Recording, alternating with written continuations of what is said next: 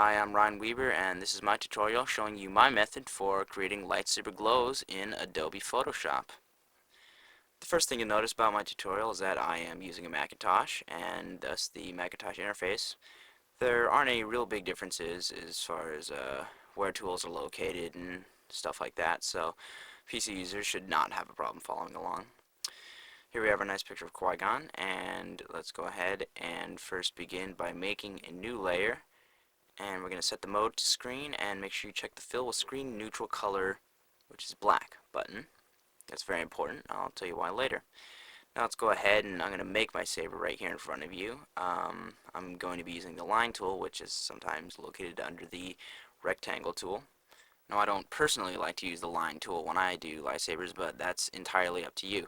This tutorial is made to focus on the glow of the sabers, not so much the core. So however you get that done, just get it done on a screen layer. Okay, so that's out of the way. Now we get to the real beef of the tutorial, the glow. Alright, let's start by duplicating this layer. Not once, not twice, but thrice. And you'll see why in just a second. Now let's go ahead and select the first layer, and we're going to give it a Gaussian blur of 10, which, if you were an astute observer, you would have noticed was the width of the lightsaber that I made when I used the line tool. Now, that's a good rule of thumb to go by. It's not at all required. It's just a guideline that you can deviate from. And now we're going to go to the second layer and give that a Gaussian blur that is twice as much as the first layer, in this case 20. Go ahead, OK that. And now go to the third layer and we're going to give that a Gaussian blur of, yeah, you guessed it, 30.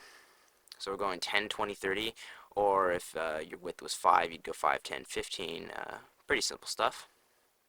And all these layers and their different Gaussian blurs are basically giving us a more tapered aura than you would normally get through some of the other methods I've seen for Photoshop. Now we have to merge all these layers together, so you can go ahead and grab the top layer and go layer, merge down, or you could go ahead and on the Mac use Command E, or on the PC Control E. And once you've got them all down into one, the real fun starts. So we're going to go into Image, Adjust, Color Balance. Now basically what you're going to do is you're going to go ahead and punch up the midtones and the highlights for the color that you want the saber to end up. Now this is why it was important that all these layers are made in the screen mode, because without that, this will not work for some reason. I go ahead and make sure the preserve luminosity is checked. Without it, you get some weird results.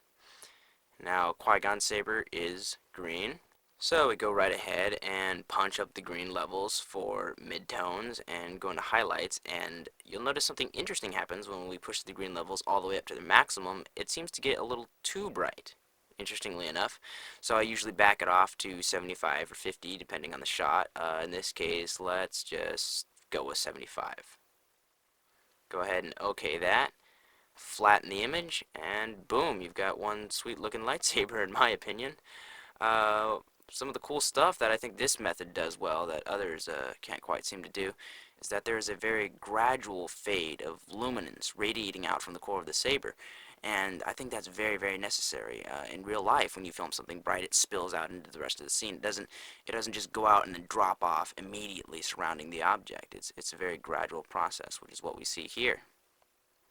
Another thing is that you get a much fuller range of color with this method, and you get lighter shades of green towards the middle of the core, and then as it fades out you get darker shades, and as it becomes more and more transparent. It's much richer, I think. It's quite a bit nicer looking.